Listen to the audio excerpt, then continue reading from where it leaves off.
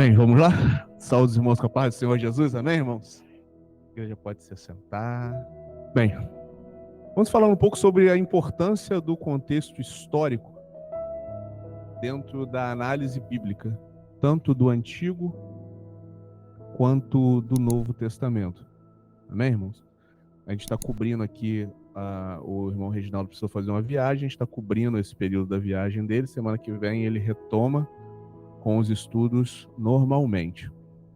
Bem, história é a ciência, né, que estuda as ações humanas ao longo do tempo e do espaço, né? Ou seja, ao longo dos anos e no local onde o homem está situado.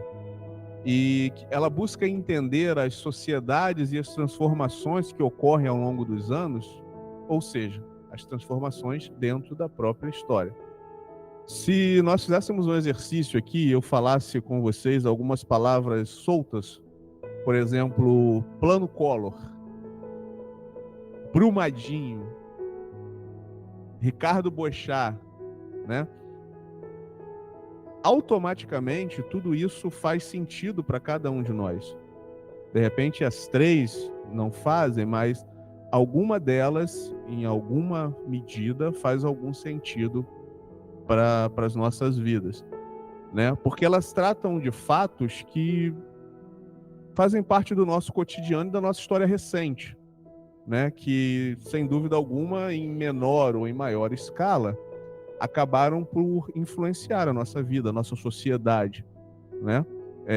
O Plano Collor, por exemplo, se alguém não se lembra, foi o confisco de 80%, não só da poupança, mas de todo e qualquer investimento que o brasileiro tinha por um período de 18 meses. Isso aconteceu em 1990, né? Estima-se que o valor confiscado tenha sido algo em torno de 100 bilhões de dólares, que daria mais ou menos hoje, acho que uns 30% do nosso PIB. É muita coisa. Para absolutamente nada, né? A tragédia de Brumadinho também aconteceu em 2019, né? Do início ali da pandemia ali. A gente teve mais ou menos, se eu não me engano, uns 270 mortos. E o Ricardo Boechat foi um grande jornalista, né? Âncora e locutor da Rádio Brasileira. Morreu no dia 11 de fevereiro também de 2019, na queda de um helicóptero que trazia ele de uma palestra, né? Um dos grandes comentaristas políticos que nós tínhamos, uma das pessoas mais sóbrias que nós tínhamos na análise política de fatos. Era um excelente programa e uma grande perda, e que, de certa forma, afeta a nossa sociedade como um todo. Até hoje nós temos pessoas que têm medo de deixar dinheiro no banco, por exemplo, como consequência do confisco da poupança de 1990. E nós estamos falando de 34 anos após o fato ter acontecido, né? E assim como existem pessoas que aproveitaram, né, a oportunidade, se a gente pode dizer assim, da tragédia de Brumadinho para comprar ações da Vale do Rio Doce, né? Porque com a tragédia as ações despencaram, o preço da Vale do Rio Doce foi lá embaixo e as pessoas aproveitaram para comprar as ações e hoje estão ganhando dinheiro com os dividendos e a valorização do ativo. A gente não está aqui para poder lançar um olhar ético sobre a questão da compra da ação da Vale, né? Se seria ético comprar a ação de uma empresa que tantas vidas foram perdidas. A gente não está olhando para esse aspecto, a gente está olhando para o aspecto histórico e como um fato histórico influencia, né, toda uma cadeia de eventos. Por exemplo, a guerra na Ucrânia, da Rússia com a Ucrânia, afeta o preço do café, do óleo, do azeite, de uma série de outras coisas. É um mundo globalizado. E o grande ponto aqui, que eu quero que vocês percebam, é que seria impossível explicar para uma pessoa estrangeira que chega no Brasil hoje, né, a aversão, né, a ojeriza que muitos brasileiros têm da caderneta de poupança, por exemplo, se você desconsiderar o plano Collor. Porque como que você explica para um cara que você tem uma taxa de juro que, se eu não me engano, hoje está em torno de 11% ao ano e que você não guarda dinheiro na poupança em nenhum tipo de investimento que você tem medo. O cara, que isso, cara? Com muito menos do que isso, eu estou investindo no meu país, eu estou colocando. Tentar analisar a vida do brasileiro a parte dos fatos históricos que ocorreram na nossa nação é praticamente impossível, irmãos. Né? É praticamente impossível. E é fato que esses fatos deixaram marcas na nossa sociedade, né? A própria questão que hoje é muito difundida, né? O Brasil, salvo engano, tá? Há uma frase célebre que a gente costuma dizer: o Brasil não é para amadores, né? Salvo engano, essa frase ela foi cunhada num jornal da época de Getúlio Vargas, quando... Vocês já repararam que o Rio de Janeiro, sendo todos concordam que o Rio de Janeiro é um estado brasileiro. Todos estão comigo, né? Para analisar que é interessante que a nossa companhia de luz se chama Light, uma empresa brasileira se chama Light. Porque quem fundou a Light foram os ingleses. E a gente roubou a Light deles. Depois que eles colocaram luz ali na Candelária, na Cinelândia, naquele pedaço ali, o Estado gostou tanto da ideia que falou: rapaz, eu vou roubar isso. E aí saiu uma matéria no jornal: o Brasil não é para amadores. Para você entender um povo, você precisa entender a história desse povo. Da mesma forma, compreender a atual legislação minerária, né, que diz como uma mina tem que ser criada, como que tem que ser a exploração, vai ser impossível você entender isso se você excluir, por exemplo, o fator histórico de Brumadinho. Você vai olhar e vai falar assim: poxa, mas é tão rigoroso assim, por quê? É rigoroso assim porque teve um passado, teve uma história que fez com que isso seja dessa forma hoje. E hoje, por exemplo, aquele tipo de barragem ela é proibida. Você não pode mais fazer aquilo, né? Agora imagina você tentar entender e compreender. Se a gente falando da história recente, a gente já precisa recorrer ao aspecto histórico. Então, imagina tentar compreender um evento que aconteceu 3, 4, 5, 6 mil anos atrás. Tão distante da nossa realidade, tão distante dos nossos dias, da nossa cultura social, econômica, política, religiosa. Analisar a Bíblia sem levar em consideração o contexto histórico dos seus personagens é tentar entender o motivo da minha mãe, com 84 anos até hoje, esconder dinheiro no quintal. E quando eu falo isso, você deve pensar assim: nossa, mas isso é um absurdo, é um perigo. Mas você precisa entender que em 1990 ela perdeu 36 anos de trabalho por causa do confisco da poupança. É um choque para ela. Aí, de vez em quando ela me chamou aqui, ó, você dá 10 passos para a direita, tem dinheiro aqui. 10 passos para a esquerda, tem dinheiro ali. Colocar dinheiro no banco e deixar o dinheiro no banco para ela é algo traumático, não é? Exatamente, tá vendo? Analisar a Bíblia sem levar tudo isso em consideração, irmãos, é cometer um grande erro. A Bíblia não é um livro histórico, veja bem. A Bíblia não é um livro histórico. Mas uma vez que ela fala de personagens reais, né, diferente de um filme da Marvel ou de uma história em quadrinho, onde você tem um herói fictício, perfeito, que faz todas as coisas de forma correta, a Bíblia não é esse tipo de... Não é uma história em quadrinho, uma história com E antigamente. Hoje em dia eu acho que as duas podem ser tratadas com H, mas antigamente era com E.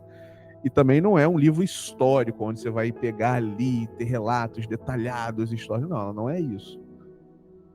Mas como ela fala de personagens reais que viveram períodos da história, nós vamos ter citações históricas na Bíblia, como é o caso de Ciro o Grande, por exemplo, um profeta chamado por Isaías 150 anos antes dele sequer ter nascido, né?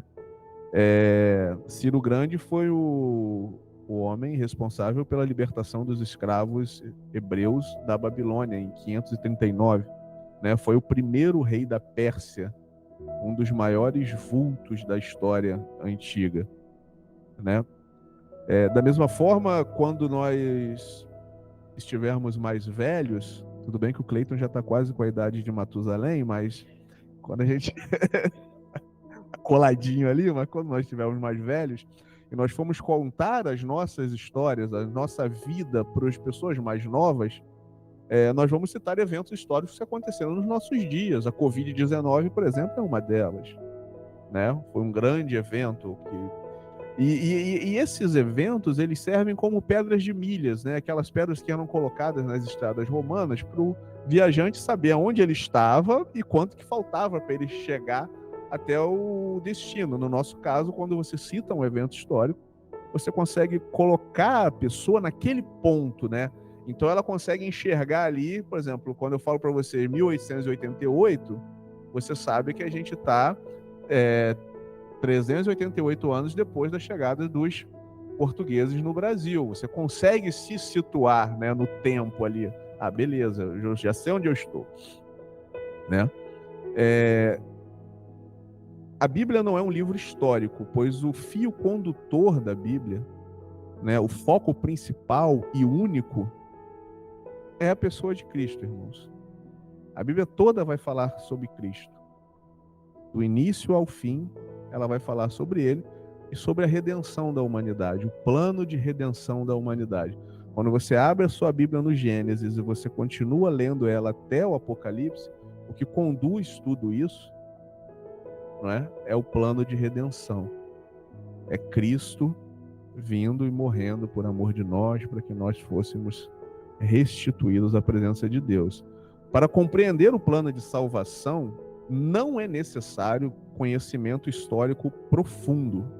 Por que eu digo profundo, irmãos? Porque quando nós falamos de Cristo, nós falamos de um evento que aconteceu no passado, amém, irmãos? Cristo não vai morrer, ele já morreu. Eu falo de um evento do passado, de certa forma, acaba sendo um fato histórico, mas eu não preciso ter um conhecimento profundo, né, da questão do política, da literatura, da organização social da época para entender, né, que Cristo nasceu, viveu e morreu. Basta a compreensão simples de que historicamente houve um homem nascido, né, conhecido como Jesus Cristo, que nasceu de Maria, sendo essa ainda virgem, que morreu como unigênito do Pai e ressuscitou como primogênito de muitos que, através do seu sacrifício, foram feitos filhos de Deus. Concordam comigo que a gente não precisa de uma base histórica muito grande para entender isso? E é nesse sentido que muitas das vezes nós afirmamos no púlpito, no púlpito que não é necessário teologia, história, geografia, filosofia, etimologia para você compreender a palavra de Deus. É nesse sentido primário, porque dado que o objetivo da Bíblia é nos notificar da redenção do homem caído através da figura de Cristo, e que com a frase simples nós podemos evidenciar isso, né? Que Deus amou o mundo de tal maneira que deu o seu único filho para que todo aquele que nele crê não pereça, mas tenha vida eterna. Nós podemos descartar todas as cadeiras, né? E quando nós dizemos cadeiras, nós estamos nos referindo às matérias que são ensinadas nos seminários e nas escolas. Enfim, nós podemos descartar todas elas e nos atrelarmos somente a essa verdade. E uma vez que alguém toma consciência disso, toma ciência desse fato, seja através da leitura ou da pregação, infelizmente, de uma forma geral hoje, através da pregação, está difícil, né? Isso a gente tem que assumir, né? Porque é muito difícil você encontrar uma igreja que fale da boa nova, do evangelho, que fale de que Cristo morreu, é porque parece que esse discurso é chato, né? Só que a gente acaba esquecendo que a boa nova é justamente que Cristo morreu por nós, né? Paulo chega ao fato de falar assim, eu vou ser repetitivo mesmo, mas o que eu tenho para anunciar para vocês é isso, que Cristo morreu por nós, sabe? nós podemos afirmar que, seja você chegando nessa conclusão através da leitura ou de uma pregação, nós podemos afirmar que essa pessoa, ela compreendeu o evangelho. Ela compreendeu a boa nova. Alguém discorda disso? Que isso seria a essência de compreender o evangelho, compreender que Cristo morreu por nós? Abra sua Bíblia no livro de Atos, só para a gente fazer uma leitura dentro disso que nós estamos lendo. Atos capítulo 8, nós vamos ler do versículo 26 ao 39. Atos 8, versículo 26. Aí, diz assim a palavra do Senhor. E o anjo do Senhor falou a Filipe, dizendo: levanta-te, vai para a banda do sul, ao caminho que desce de Jerusalém para Gaza, que está deserto. E levantou-se e foi. E eis que um homem etíope, eunuco, mordomo mor de Candace, rainha dos etíopes, o qual era superintendente de todos os seus tesouros e tinha ido a Jerusalém para adoração, regressava e, assentado no seu carro, lia o profeta Isaías. E disse o Espírito a Filipe: chega-te e ajunta-te a esse carro. E correndo Filipe, ouviu que lia o profeta Isaías e disse: entendes tu que lês? Então Filipe foi correndo, chegou perto do carro do eunuco, ouviu ele lendo o profeta Isaías e perguntou: tu entende o que você está lendo? E ele disse: como que eu vou entender se alguém não me ensinar? E rogou a Filipe, pediu a Filipe que subisse e com ele se assentasse. E o lugar da escritura que lia era este: foi levado como a ovelha para o matadouro, e como está mudo o cordeiro diante do que o tosquia, assim não abriu a sua boca. Na sua humilhação foi tirado o seu julgamento. E quem contará a sua geração? Porque a sua vida é tirada da terra. E respondendo o eunuco a Filipe, disse: rogo-te, de quem diz isso o profeta? De si mesmo ou de algum outro? Então Filipe, abrindo a boca e começando nessa escritura, lhe anunciou o quê? A Jesus. E indo eles caminhando, chegaram ao pé de alguma água. E disse o eunuco: eis aqui a água. Que impede que eu seja batizado? E disse Filipe: é lícito, se você faz o quê? Se crês de todo o seu coração. E respondendo ele disse: creio que Jesus Cristo é o Filho de Deus. Lembra? A essência da coisa. E mandou parar o carro e desceram ambos a água, tanto Filipe quanto o eunuco, e o batizou. E quando saíram da água, o Espírito do Senhor arrebatou a Filipe, e não viu mais o eunuco. E jubiloso continuou o seu caminho. Percebem a essência do que foi pregado aqui? Gira em torno de: existiu um homem que veio ao mundo através de um nascimento virginal. Esse homem é o Filho de Deus encarnado, que morreu por amor de mim e de você.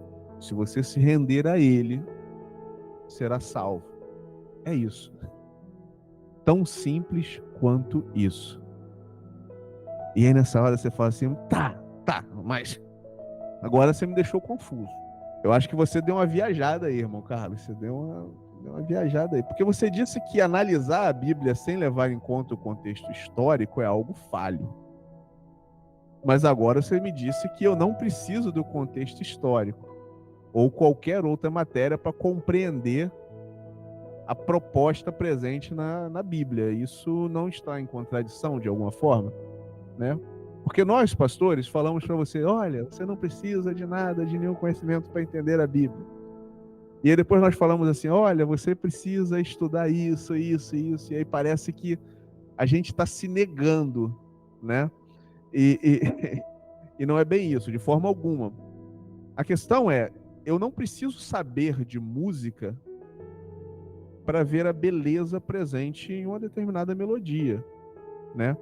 E é nesse ponto que eu quero fazer um exercício com vocês, para vocês compreenderem um pouco isso. Eu vou colocar o trecho de uma música, são 2 minutos e 40 mais ou menos. E nós vamos ouvir essa música, né? Somente ouvir. Vocês topam fazer esse... Vocês estão comigo? Claudinha, tenta não dormir. É música clássica.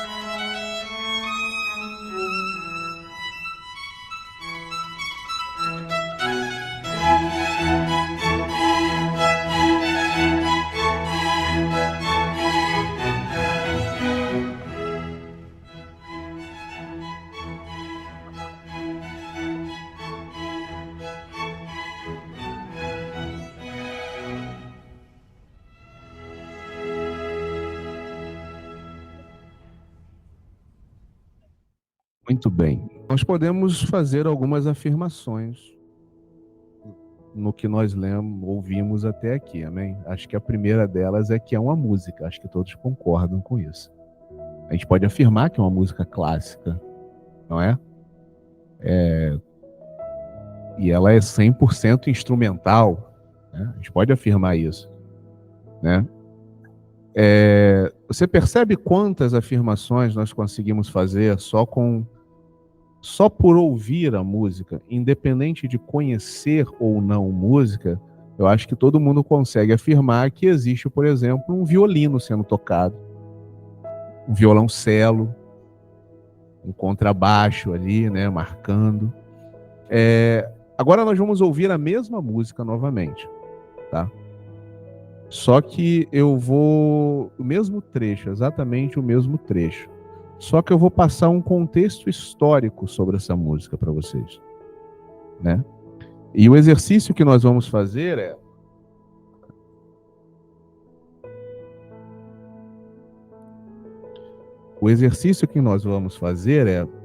Será que esse contexto histórico vai influenciar a minha percepção com relação à música? É arriscado, né, irmão? Não gostei da música e agora que eu entendi o contexto histórico, eu odiei. Mas ele mudou a sua percepção da música. Ou não entendi nada. Mas agora que eu entendi o contexto histórico, ela faz mais sentido para mim, né? Então, antes de ouvirmos novamente, deixa eu trazer algumas informações. Primeiro que a música que nós acabamos de ouvir, ela se chama Primavera. Perfeito? Na realidade, é um dos 4 concertos, que em italiano significa concerto, e aqui eu estou gastando toda a minha malemolência com os idiomas, né?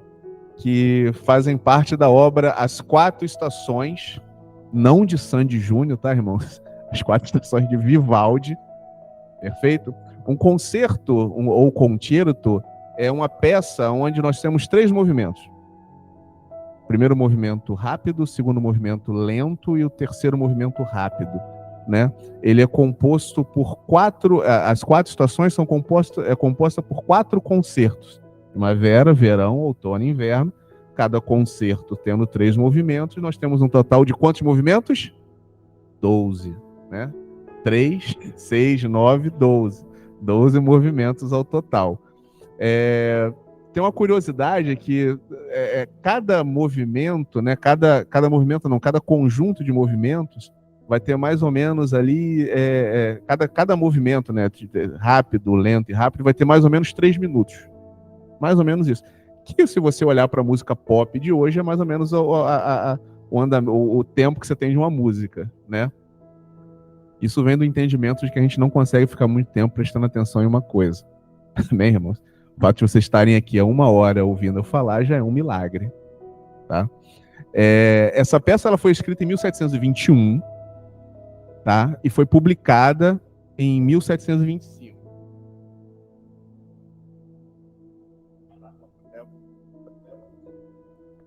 Vai sentar lá. Tá, depois você, mas espera lá quietinho. Bem, essa peça ela foi escrita em 1721 e publicada em 1725. E por que isso é importante? Porque isso coloca essa peça no final do período barroco, né? Que vai terminar ali por volta de 1750 com a morte de Joseph Sebastian Bach, né? Que uma das características do período barroco é exatamente a emoção. E essas imagens extrasensoriais. Os irmãos repararam que quando a música começou a tocar, o Davi saiu correndo e veio para cá. Porque ele consegue perceber coisas nessa música que às vezes nós não percebemos. Porque existem elementos ocultos nessa música que para ele são muito, muito notórios, né? Que é essa ideia do extrasensorial, né? Essa coisa que vai além da música, é a música evocando na sua mente uma imagem, uma figura, algo que seja mais tangível. Lembra que a gente está falando de um período onde não tinha televisão, não tinha internet, né? Então, como que a gente conseguia transportar essa imagem, né? Vivaldi, quando ele publicou essa obra, ele publicou juntamente com esse concerto um texto que é o que a gente chama de texto programático, que quando você fosse ouvir, cada um, é como se cada concerto desse, primavera, verão, outono, inverno, tivesse um poema associado a ele. Então você deveria ler o trecho do poema e então ouvir a música. Então eu vou ler aqui o poema, eu vou ler o poema como um todo e depois eu vou tentar traçar para vocês o que você deveria ouvir na música quando você escuta ela, né? A primavera está sobre nós, os pássaros celebram seu retorno com canto festivo e córregos murmurantes são suavemente acariciados pela brisa. Trovoadas, esses arautos da primavera rugem, lançando seu manto escuro sobre o céu. Então eles morrem para o silêncio e os pássaros retomam suas canções encantadoras mais uma vez. No prado repleto de flores, com galhos frondosos farfalhando no céu, o pastor do rebanho de cabras dorme. Seu cachorro fiel está ao lado dele. Liderados pelo som festivo das gaitas de foles rústicas, ninfas e pastores dançam levemente sob o dossel brilhante da primavera. Agora nós vamos voltar para a música novamente. E eu garanto a vocês que eu não estou tentando ganhar tempo, né? Mas eu quero que vocês percebam isso. Ninguém está escutando, meu filho?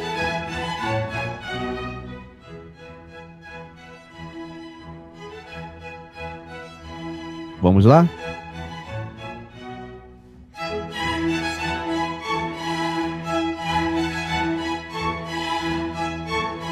Nesse primeiro movimento, nesse primeiro som, você vê a primavera está sobre nós, a festividade, a alegria da primavera, né?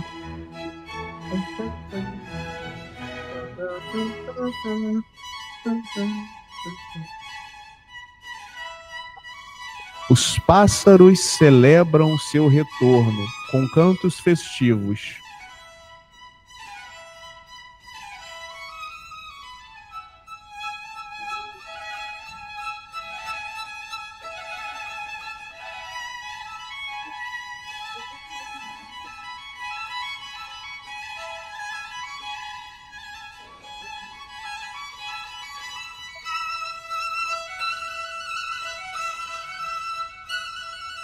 Os córregos murmurantes são suavemente acariciados pela brisa.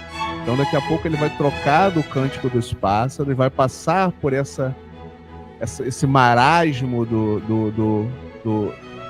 dos córregos.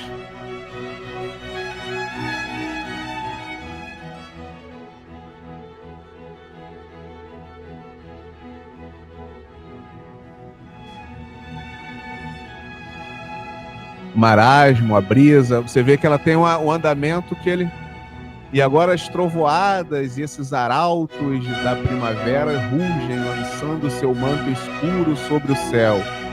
Então daqui a pouco nós vamos começar a ouvir os trovões.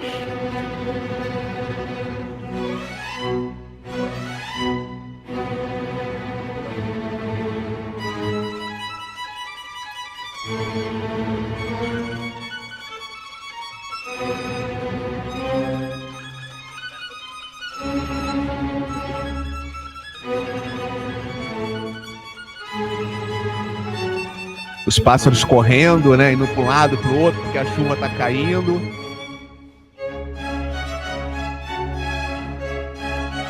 Só que daqui a pouco os trovões, eles passam. Ele vai. E os pássaros do silêncio voltam a cantar.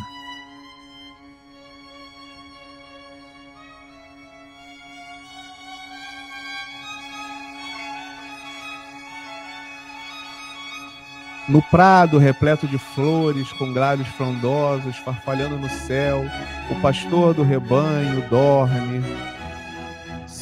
Esse trecho é interessante, porque se você prestar muita atenção, você ouve lá no fundo assim, au, au, au. É só uma notazinha. Mas eu acho que até aqui eu já consegui mostrar o ponto, né? Embora seja a mesma música, eu realmente acredito que as informações adicionais envolvendo a composição trouxeram uma percepção diferente. Agora não é somente o som sendo produzido. Tem profundidade, tem sentimento, tem visual. Mesmo que você não enxergue, mas você cria essa imagem na sua cabeça. Com a Bíblia é exatamente a mesma coisa, irmãos. Alguns fatos, decisões, posições, atitude dos personagens só podem ser entendidos, compreendidos dentro de um contexto histórico. Fora dele, essas atitudes, essas ações, elas não fazem sentido. Embora você possa ler e aprender alguma coisa com aquilo, mas você não vai ter a profundidade. A questão do véu na igreja de Corinto, por exemplo, é uma questão que não faz sentido fora daquele tempo, daquele período, daquela realidade. Fazia sentido ali, na igreja de Corinto, tinha um motivo, tinha uma explicação. Hoje, aquilo não faz sentido. Quando dizemos contexto histórico, nós estamos nos referindo à política, cultura, as formas de organização social que compõem a experiência humana vivida pelo indivíduo que está sendo apreciado dentro daquele momento do espaço e do tempo. Descartar isso nos leva a tirar conclusões erradas e até mesmo criarmos doutrinas erradas. O fato de uma menina de 14, 15 anos se casar com um cara de 35, 40, 50 anos ser considerado normal na cultura judaica antiga não reflete uma verdade para os nossos dias. Com tudo isso em mente, irmãos, eu afirmo novamente que no que diz respeito à revelação do plano de redenção, o conhecimento profundo, seja histórico ou de qualquer outra linha de conhecimento, ele não se mostra relevante realmente. Somos salvos mediante a fé em Cristo. De outra forma, se isso fosse algo relevante, somente os doutores seriam salvos. Uma pessoa indouta jamais chegaria à percepção do que é o plano de salvação. E Deus é perfeito nesse sentido também, né? Porque ele é perfeito em todos os sentidos. Mas você consegue perceber essa perfeição de Deus. Ele faz algo que é acessível para qualquer um. Mas no que diz respeito ao entendimento do texto, no tocante a decisões, a cultura, a situação que encontramos na palavra de Deus, eu quero afirmar para vocês que é imprescindível esse conhecimento. Esse conhecimento. Eu sempre vou ser um incentivador do estudo, irmãos. O governo, em um determinado momento da história, percebeu que acontecia algo interessante com os universitários. O camarada, quando ele entrava na universidade, se nós fôssemos medir numa escala de 0 a 10, ele tinha um grau de conhecimento 8. E quando esse cara saía da universidade, quando você ia medir o grau de conhecimento dele, da sociedade ao seu redor, das matérias e tal, esse grau de conhecimento estaria em 3, 2. Então o governo criou o que a gente chama hoje de ENAD, Exame Nacional de Desempenho dos Estudantes, que é uma forma de monitorar como que as instituições de ensino superior, né, o tipo de conhecimento que ela está passando para esses alunos.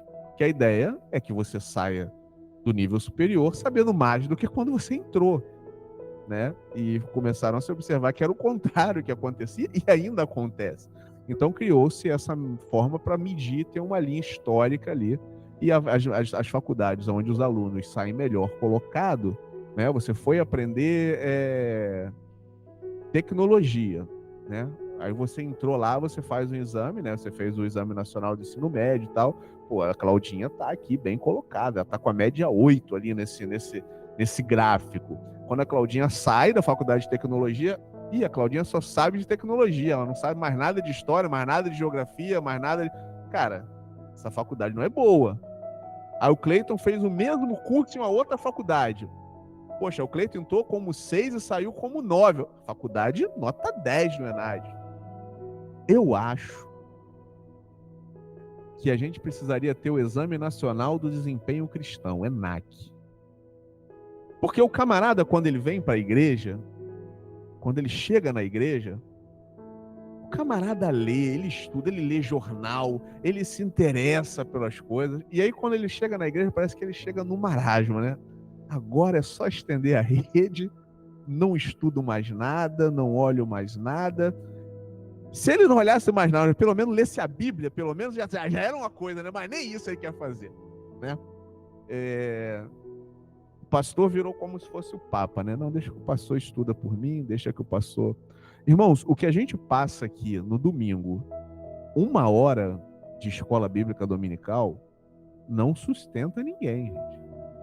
Isso aqui é um docinho ali para você pegar aquele tema e falar, rapaz, não atentei para isso, eu preciso aprofundar nisso. Porque senão você vai ser só um ouvinte de música. Você não vai entender a música. A Bíblia fala que a gente não recebe provação, né? Que a gente não possa suportar. Essa falta de conhecimento, essa falta de estudo do cristão, porque a gente lê a Bíblia mal, né? E as outras questões pior ainda, né? E aí tu começa a criar monstros, né? O cara tá aqui e vê uma nuvem ali, ó, tá vendo? Aquilo ali é o Satanás que botou aquela nuvem ali. Aí o cara começa a inventar história, cara. Entendeu? E tem um urubu voando aqui. Aquele urubu é espiritual, irmão. Aquilo ali é um urubu espiritual. Não, meu irmão, aquilo ali é uma ave, desculpa, mas é uma ave, entendeu? E ele tá voando ali, não é por conta de nada espiritual, porque tem uma carniça ali naquele lugar. O cara começa a espiritualizar tudo. Entendeu? Pô, não botei gasolina no carro, o carro parou na linha vermelha, é o Satanás que tá atuando nisso aí. Não, cara, é você que não colocou gasolina, né? No carro não anda pela fé, né, irmão? O carro anda com gasolina. Apesar que o meu até anda, né? Tanta coisa quebrada que é quase um milagre. Aí, meu irmão, eu saio no meu portão um dia, eu falei assim, cara, vou esticar as pernas, porque dizem que é bom, depois de 15 minutos de trabalho, esticar as pernas. Eu saio no portão. Aí o irmãozinho passa, olha para mim, eu olho para ele. Aí eu falei, não dá mais tempo de entrar, né? Ele já tá vindo na minha direção. Rapaz, você não sabe como é que é a coisa. Eu falei, que coisa, meu irmão? Tava encucado com o negócio. Por que Deus fez o homem do barro? Aquilo não saía da minha cabeça. Eu falei, meu Deus, eu só quero entrar. Por que eu vim aqui? Tá calor, tá sol, e o sol bate no meu portão, meu, parece que tem uma lupa, assim, sabe? O portão é preto, então você pega a caloria de fora. E ele, não, espera aí que eu tenho que te contar isso, meu irmão. Porque eu falei, Deus, você tem que me explicar isso. Tô entendendo esse negócio aí, não? Que é do barro. Meu irmão, Deus me chamou em espírito. Vem cá que eu vou te explicar. Eu falei, meu pai, o cara é auditor da criação, né? Porque Deus vai explicar para ele. É como se Deus tivesse caído na malha fina, né? Não, vem que eu tenho que prestar conta disso. Meu irmão, ele começou a falar dos negócios, porque no barro tinha saliva e de não sei o que, e era o DNA. Eu falei, meu irmão, você tá viajando. Não, eu fui no quinto céu ver isso, rapaz. Aí eu falei assim, tá bom, meu irmão, eu vou entrar, tá? Isso vem da falta de conhecimento, irmão, da falta de análise crítica, entendeu? A biblioteca da tua casa, ela não tem que ser um arauto das suas conquistas do que você já leu. Você pode ter livros ali que você nem tocou ainda, e eles vão servir para te lembrar de que existem coisas que você ainda não sabe. Existem coisas que você ainda não conhece. Mas se dedique a estudar, a aprender as coisas, para não ficar falando um monte de coisa que não tem sentido, sabe, gente?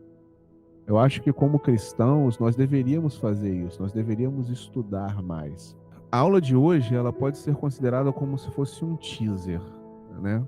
Um teaser de um estudo mais prolongado que ainda não está 100% concluído sobre a história dos povos que compõem o Antigo Testamento e o Novo Testamento, tá?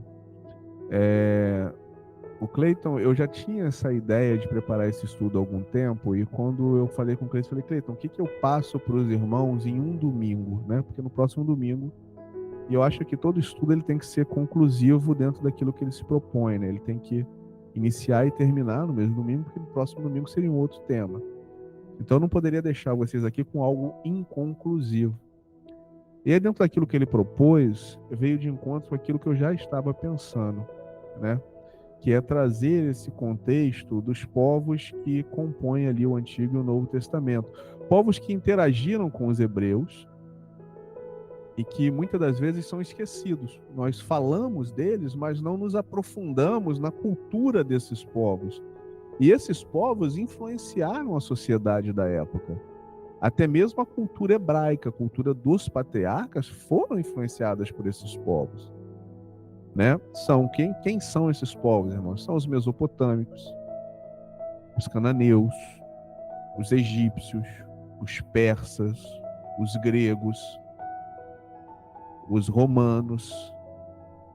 Nesse estudo nós vamos falar dos deuses desses povos, das políticas, da sociedade, da cultura e outras questões que para nós, vivendo em tempos tão distantes deles, são desconhecidas, mas que realmente jogam luz na compreensão do mundo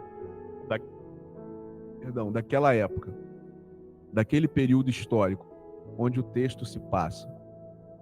Informações que nos mostram como o Yahvé, ou YHWH, ou como alguns gostam de dizer, né, Yahvé, Vavre, né, que são a pronúncia das letras, né, um Deus não limitado a um território, um Deus não limitado a um domínio específico, um Deus sem imagem. Como que tudo isso era um conceito tão inovador, se a gente pode dizer dessa forma, né? Se a gente pode pegar essa palavra para dizer que era um conceito totalmente diferente daquilo que tinha na época, né? Dentro da cultura da Mesopotâmia ali, onde Abraão, né, estava situado ali em Ur, ali, que é no finalzinho ali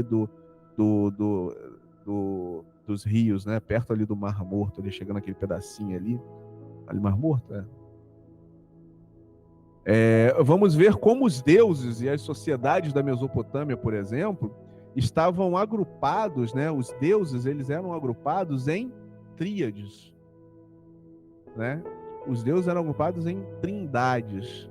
Já existia essa ideia, né? Lembre-se que tudo vem de Adão, né? E de Adão vão ser proliferados. Então, aqueles conceitos que nós vamos encontrar em Adão, depois Noé também, tudo vai vir da mesma família. Então, é claro, essas famílias vão se espalhando, mas a raiz de todo o conhecimento é uma só, né? Elas todas partem do mesmo princípio ali, né? Então, eles acabavam organizando os deuses que eles tinham em tríades, né? An, Eli e Aki, que eram as tríades primordiais, e Naná, Samacha e Istar, que eram as tríades astrais, né? Istar, no caso, vai ser Vênus, né? Como eram organizadas essas cidades, esses povos nessa época?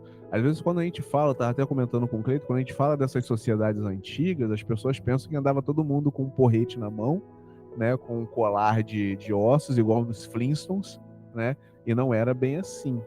Né? Não era bem assim.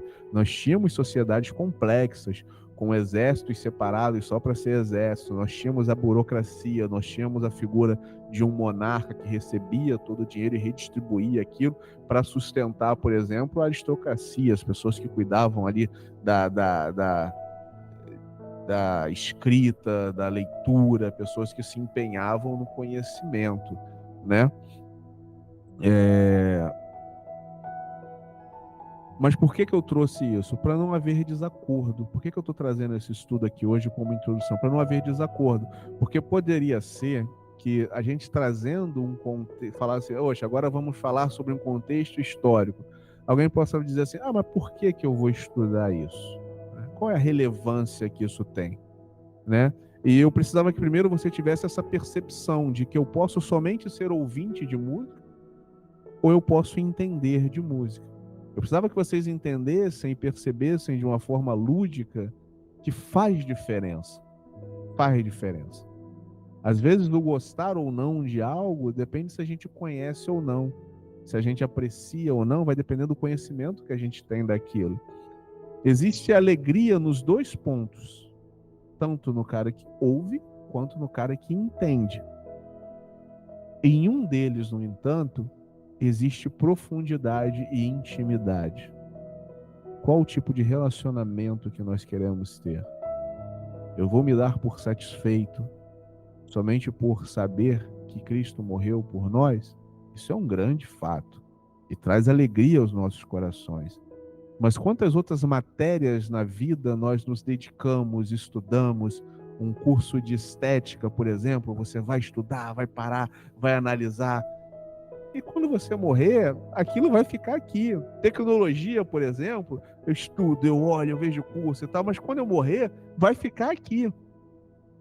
E o conhecimento que a gente leva para a eternidade, a profundidade de Deus, né? Para a gente poder ensinar outras pessoas, para poder, de repente, tirar um entendimento errado que outras pessoas tenham, né? As pessoas, às vezes, têm uma compreensão errada. E para você conversar e mostrar para elas se aquela compreensão está errada, você precisa de argumentos. Se você não estuda, você não vai ter esses argumentos. Até mesmo para não ser surpreendido com argumentos falaciosos. Por exemplo, quando a gente estuda a parte da Mesopotâmia ali, estava comentando com o Cleiton, que existe ali, por exemplo, contos sobre o sofrimento do homem, por exemplo. Por que o homem sofre? Que é muito parecido com Jó, mas que quando você lê aquilo ali, eles são totalmente diferentes. Só o questionamento em si é o mesmo, né? A argumentação principal é a mesma, mas são situações diferentes. Claro que uma pessoa desempregada aqui, uma pessoa desempregada nos Estados Unidos, uma pessoa desempregada na China, eles vão ter os mesmos questionamentos. Mas eu estou copiando o americano está copiando o chinês? Não, é que são coisas comuns. O cara está desempregado, o cara não tem nada que comer, ele vai... Por que eu estou desempregado, né? Então, assim, isso é importante. Na EBD de hoje eu tinha duas missões,